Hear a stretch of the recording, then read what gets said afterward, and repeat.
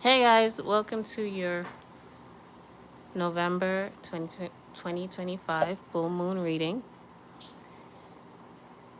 We are experiencing a full moon in the sign Taurus, and every single month we set an intention for the new moon. This month's intention for the Scorpio Libra new moon was I uncover the secrets necessary for my transformation.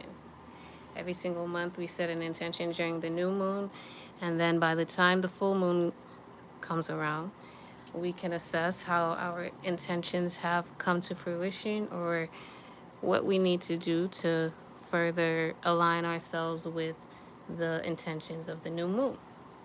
We don't particularly set intentions during the full moon, but it is a good time for us to do some readings and just do a check-in of where we are energetically.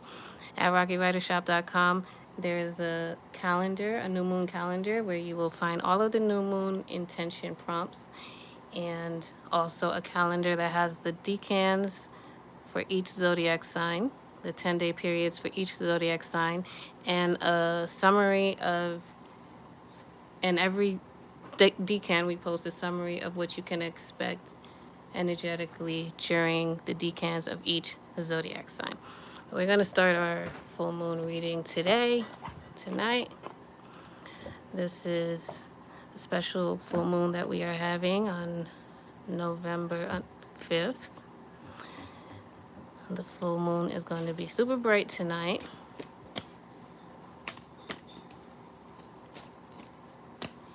And we're just going to pull 2 cards from this Egyptian Gods Oracle cards deck and 3 cards from a tarot deck. And we'll see what messages we get. Let's see what we have here. We have Amun Ra. Oop. We have Amun Ra.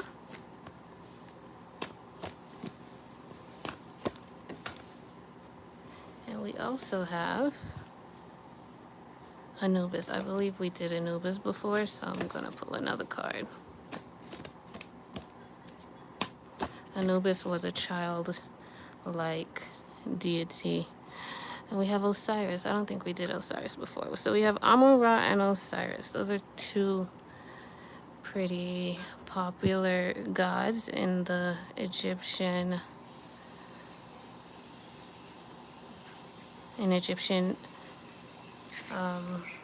mysticism. So we're going to read 2 cards from, we're going to read the description of these gods, and we're also going to pull 3 cards from this Awakened Tarot deck. Let's see what messages we get. I'm not doing intuitive messages today. We're going to read from the guidebooks.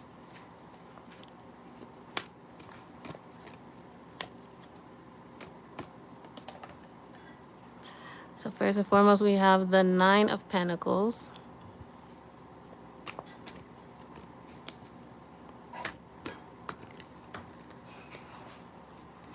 Then we have the Emperor.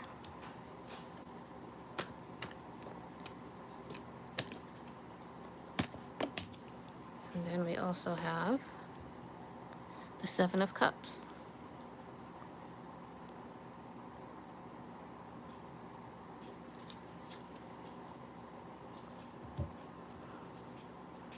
So first and foremost, we have Amun-Ra. If you are following RockyRiderShop.com, we speak about Amun-Ra very often. He is correspondent to Solomon in the Bible, the richest and wealthiest king of his time, ruler of his time. And he is known for his wisdom.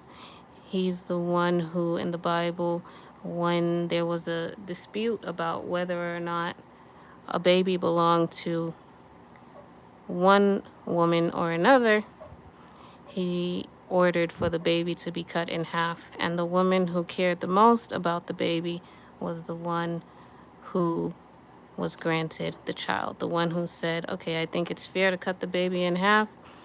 She was not granted the child.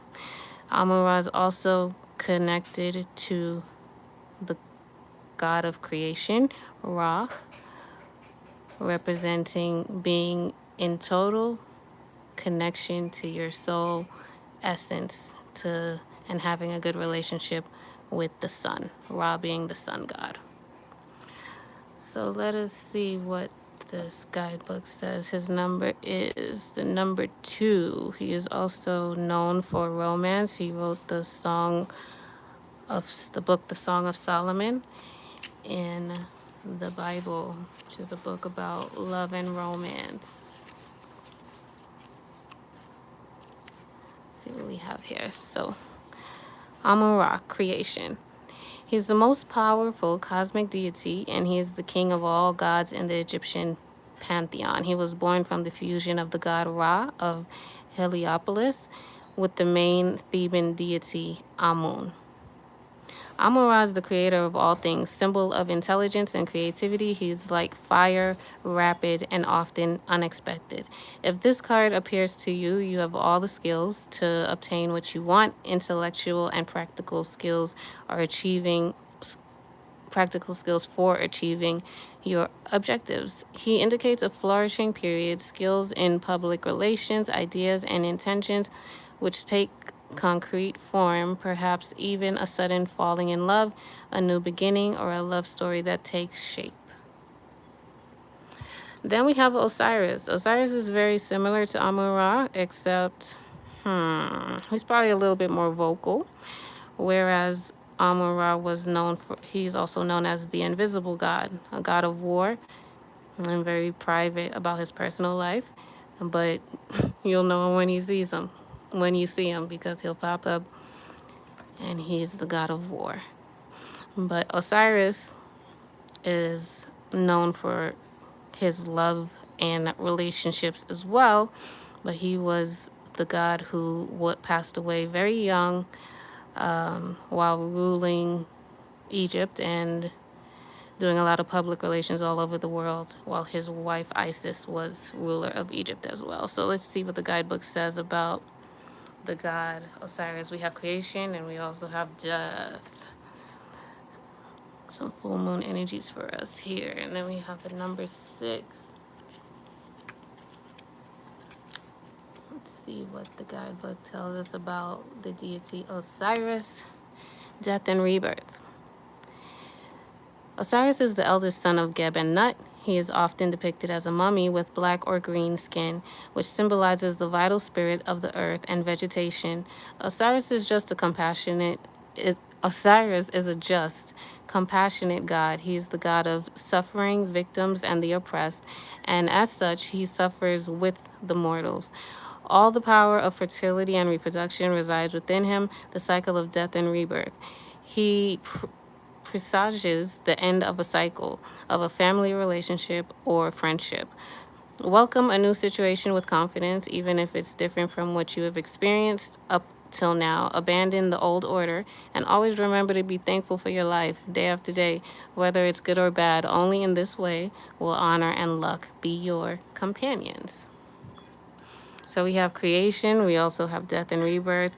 Death and rebirth represents the sign Scorpio is usually associated with the planet Pluto, which represents death and rebirth, and metamorphosis, transformation, and rising from the ashes, putting to bed things that are no longer serving you, and rising to new beginnings and fresh starts, learning the lessons from the past, and perhaps creating new energies. So let's just do some overall an overall synopsis of these cards. I'm going to read from the guidebook because I just want to be very direct here. So we have the 9 of Pentacles. 9 of Pentacles represents fulfillment, contentment, being pleased with your personal life. So it says you have finally achieved abundance and are reaping prosperity as the reward of your persistent efforts. Sacrifice, hard work, and grace have resulted in this time of plenty, so enjoy it. to the fullest, indulge your senses, and enjoy life's finer things. Then we have the Emperor card. This is the only major arcana card we have. And it represents assertiveness, authority, leadership, taking action, and not just being someone who talks, but someone who takes action. So we have the Emperor card here, and in the guidebook says, the father who protects through his intellect and knowledge of structure. The Emperor is the archetypal symbol of strength, authority, and leadership. He has a strong sense of justice and fairness, and he always stands up for what he believes. The Emperor is the master of his own destiny and has a clear sense of purpose and direction in his life. People are naturally drawn to his charisma and strength of character. Though he's calm, he's always prepared to take action at a moment's notice. When times are tough, it can be easy to give up and allow others to take control. However, it's important to remember that you have the power to take change and make a difference. Don't be afraid to stand up for what you believe in and lead the way with grit and determination.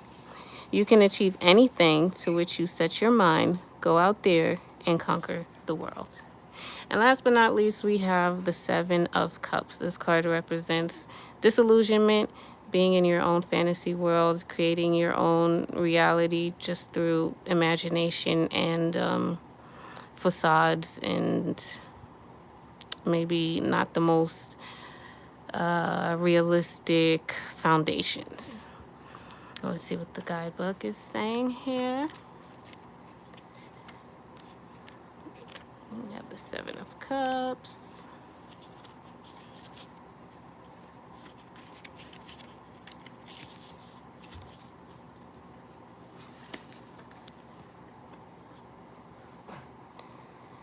When you imagine your dreams coming true, the possibilities seem endless. However, to bring your dreams to life, it's important to stay focused and committed. Think carefully about your choices and create a solid plan before you take any action. Only then can you turn your big dreams into reality. All right, so I'm just going to summarize this here for us. And that will be our reading for today. We have creation. If you're going to be creating something, your creations start in your mind. And it's important to imagine realistic things that have a strong foundation so that once you get to the place of manifesting or implementing, taking action, things don't just fall apart. So we have Amun-Ra here, which represents creation. It also represents a vision for love and beauty and fighting for what you believe in, fighting for what you think is worth it. We also have Osiris here, which represents a connection to the planet Venus, love, beauty, attraction to aesthetically beautiful environments and places and experiences and opportunities. Then, of course, we have the Nine of Pentacles, being fulfilled in the process of creation, being fulfilled in the death and rebirth process, which you have to put aside in order to build what is aesthetically beautiful and new for you.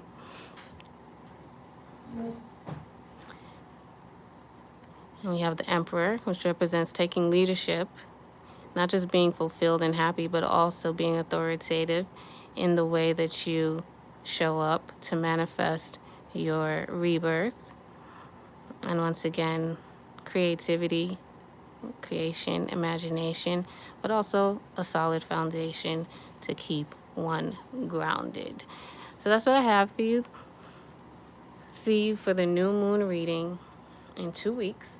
And once again, at RockyWritersShop.com, you can download the new moon calendar, available for free, no sign up necessary.